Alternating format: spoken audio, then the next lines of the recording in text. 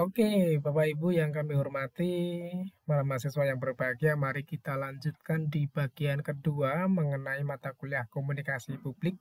Masih bersama saya, Ari Sulistyo, dan di bagian kedua tadi, yang bagian pertama tadi kita membahas mengenai pengertiannya apa, kemudian tujuannya apa, unsur-unsurnya apa dari komunikasi publik. Sedangkan di bagian kedua ini kita akan memfokus membahas mengenai apa saja sih yang kemudian jadi karakteristik dari komunikasi publik ini. Ada beberapa karakter atau ciri-ciri sehingga Anda bisa mengatakan ini komunikasi publik tadi sudah dibahas di dalam diskusi sebenarnya sebagai pengantar.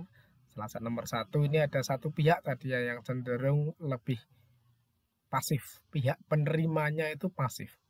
Sebagai contoh misalnya ada pidato Presiden Jokowi begitu, yang menerima, yang mendengarkan itu tidak bisa banyak memberikan feedback atau pasif gitu ya, apalagi itu sampaikan lewat televisi tentunya. Kemudian interaksi antara sumber dan penerima terbatas. Tadi sudah disinggung di depan juga ya, bahwa antara si sumber informasi dengan uh, para penerima informasi tadi selain pasif dia juga terbatas karena mereka hanya sebagai pendengar, jumlahnya banyak, batasannya atau barriernya atau pembatasnya banyak sekali gitu. Umpan balik yang diberikan juga terbatas. Contoh misalnya ini salah satu komunikasi publik adalah khotbah Jumat misalnya. Tentu meskipun yang disampaikan uh, si khotib misalnya itu mungkin berbeda dengan yang Anda pendapat atau pendapat Anda, tentu umpan Anda tidak seketika bisa memberikan umpan balik atau mengoreksi atau berpendapat atau berinteraksi langsung dengan si pemberi informasi gitu ya, si pembicara. Maka ini disampaikan umpan baliknya terbatas.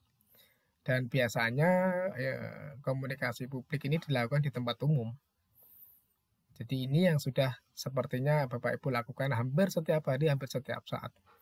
Tidak hanya di tempat pribadi, tidak hanya komunikasi interpersonal gitu ya, tapi berbicara di depan banyak orang, dilakukan di tempat umum. Dihadiri banyak orang tentu. Ini contoh ilustrasinya tadi ada rapat di balai desa misalnya itu dihadiri oleh banyak orang dan Anda menyampaikannya. Si pembicara biasanya jumlahnya lebih sedikit daripada yang menerimanya. Dan biasanya telah direncanakan. Tentu kita tahu gitu ya bahwa kadang-kadang komunikasi publik ini tidak dilakukan secara mendadak, tapi sudah direncanakan baik itu eventnya, acaranya, maupun apa yang ingin dibicarakan, gitu kan. Biasanya ada proses bahkan ketika itu pidato atau komunikasi itu harus yang disampaikan oleh lembaga resmi negara atau orang-orang terkenal begitu ya, maka biasanya persiapannya lebih banyak dan melibatkan lebih dari satu orang. Kalau seperti ini, misalnya pidato di lomba pidato ya mungkin hanya satu dua orang yang terlibat. Tapi kalau sudah level pidato kementerian misalnya ini akan akan dipersiapkan lebih baik lagi. Maka sebenarnya agak ambigu gitu ya, agak sulit untuk kita pahami ketika seorang pimpinan atau pembesar negara, kemudian menteri atau siapapun itu menyampaikan bahwa pidatonya salah gitu misalnya atau ada kesalahan di sana, kesalahan ketik, kesalahan apa itu hal yang harusnya tidak boleh karena memang mereka sebenarnya sudah harus mempersiapkan itu sejak lebih awal apalagi itu eventnya resmi begitu. Ya, sering bertujuan untuk memberikan informasi, hiburan ataupun juga ajakan itu. Dan yang paling banyak memang informasi gitu ya. Dan sekaligus untuk persuasi atau ajakan tadi. Misalnya nih komunikasi publik untuk melawan corona, kampanye, sosialisasi, dan kadang-kadang yang melakukannya bukan lembaga, tidak hanya lembaga resmi atau institusi, tapi juga bisa berupa individu tadi. Contohnya tadi status WA saja itu bagian dari komunikasi. Nah, ini informasi yang lain tadi sampaikan tadi dirangkum ya.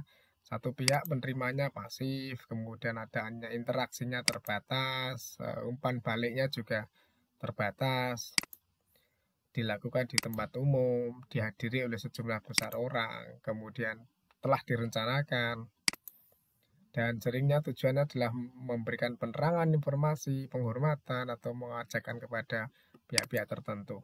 Nah, ini sangat penting.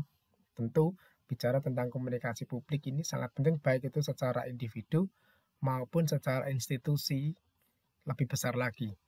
Ini yang kemudian kenapa kemudian mata kuliah ini menjadi pembahasan khusus.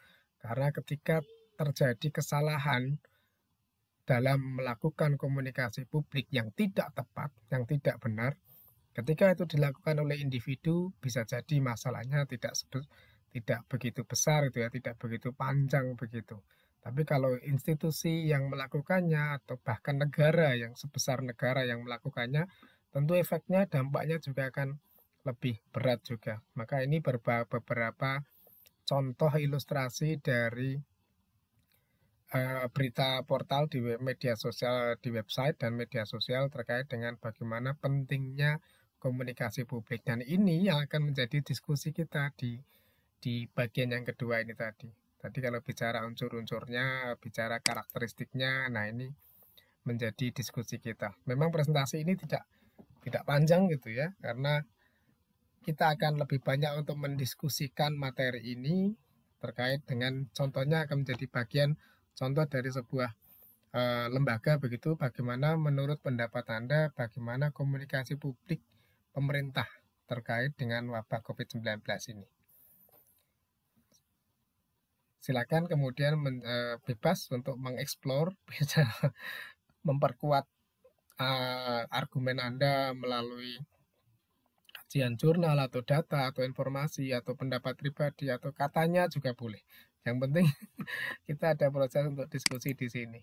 Jadi ini salah satunya hasil dari nanti akan saya share ke Bapak Ibu semua, bagaimana komunikasi publik pemerintah ini malah sudah diteliti loh gitu kan.